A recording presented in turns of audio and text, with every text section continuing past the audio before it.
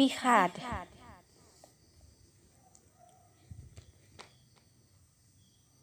কোননো হেৰতই হৰিলি আহি সুৰুষ যেন কপালৰ ৰঙা ফটি উপহাৰ দিলি মাথো বগা সাজ জুৰি লিখি দিলি তাতে বিধৱাৰ ঠিকনাটি অৰুধতেই ভগ্ন ৰঙীন স্বপ্ন হৃদয়ত বই মাথো বিষাদৰ বইনা চৌদিশে দেখা পাওঁ দুৰ্ভাগ্যৰ ইংগিত ক্ষণে ক্ষণে উপলব্ধি নিসংগতা জল স্থল বায়ু কতো নাই শান্তি ক'লা আৱৰণে ঢাকে দৃষ্টি